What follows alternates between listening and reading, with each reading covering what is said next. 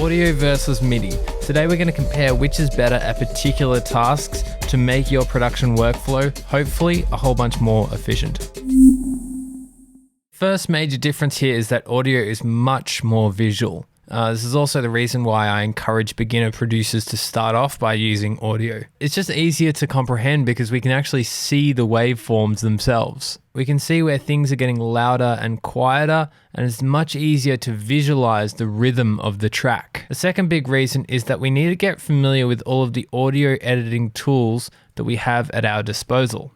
In audio, we can directly manipulate the waveform. We can cut things, we can reverse things, we can duplicate things, we can fade clips together like this, we can stretch and warp things, and so on. So in audio, I have my sample, and if I create a copy, then this one now behaves independently to the last one. MIDI, on the other hand, I have my sample down here, and we're triggering that sample to play over and over. And so if I make an adjustment to this sample down here, then all of the notes are going to change. This also gives us really quick access to all of the parameters on the sampler device that you're using. So in this case, I've got simpler here, and I've got this volume envelope, and I can adjust it just like this. I can also use this filter to shave off frequencies. So if I wanted to make it a little bit more dull, I can even use the LFO to modulate the sound so it changes over time. Check this out. When I turn this to a random LFO time, and then I put it to quarter notes, which is how often the MIDI note is playing, it's going to be a different pitch every time the note hits.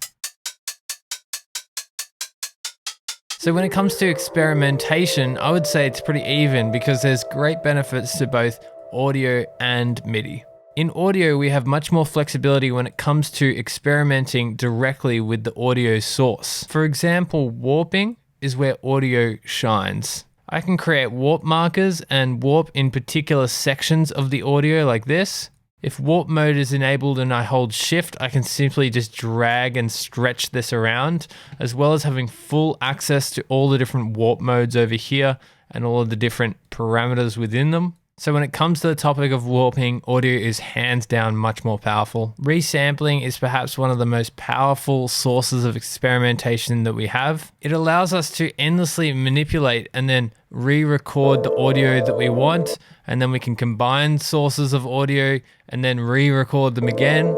We can use audio manipulation and just completely create unique sounds from what we actually started with. Audio also allows us to blend two completely different audio signals together, whereas in MIDI, we can only really trigger the audio source that we have. In my opinion, the biggest benefit for using MIDI for experimentation is MIDI effects. We have things like arpeggiators, we can make chords out of anything, we can control and randomize the velocity as well as just randomizing anything.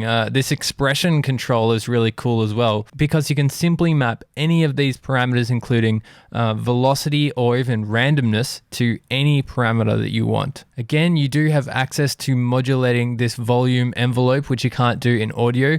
I think modulating the release time can create some really cool results. Slicing is a lot of fun to play around with and has heaps of creative possibilities, especially when you pair it with MIDI effects like arpeggiator. So I've just gone ahead and got a vocal, sliced it up into this simpler, put a whole bunch of notes in the MIDI clip, and then put an arpeggiator in front of it, and check this out.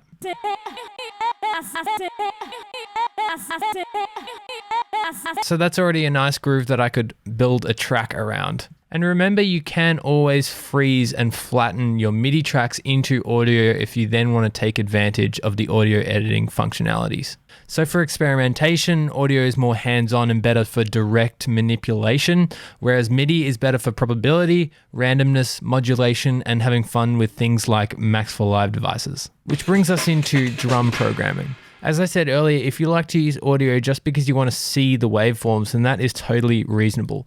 I prefer to use MIDI because I like the sort of hive mind mentality that it has. If I want to make an adjustment to my kick drum, so let's say I'm going to shorten it over here, then I want it to apply to all of my kick drums. Programming your drums in audio is essentially allowing each individual drum hit to have its own individuality. Working with grooves is a little bit easier to do in MIDI as well.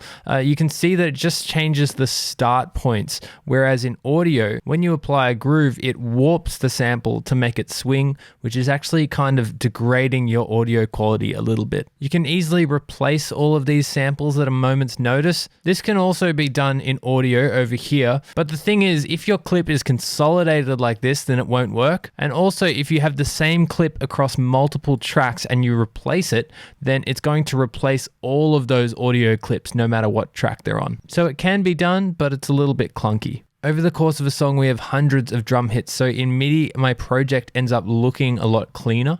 And my favorite benefit of using MIDI is layering. I just need to make a group and show the chains, and then all I need to do is drag another sample in here and it will layer them up, and the same MIDI note will trigger both of the samples. That's not to say that I don't use audio. I definitely use both, especially when it comes to one-shot things. Audio is really useful, like percussion, effects, and crashes and things like that. So again, audio provides a bunch of creative flexibility if you want to use the audio editing functions, warping, resampling, and prefer to see things visually. But then on the flip side, there's a whole bunch of benefits using MIDI as well. So I would recommend using both. When it comes to sampling, audio and MIDI can both do lots of the same functions, but they just work in different ways. I personally really like the workflow of sampling from long stretches of audio, sort of just experimenting and dragging it around and seeing which bits sound good. It makes it really easy to extract parts that you like, drag them off, and then start working with them straight away. When I'm sampling from drum breaks or just drum loops in general, I've been really enjoying using MIDI. The slicing function is really powerful. Go check out my how to make breakbeat video if you want to learn more about that. If you want to play your sample chromatically,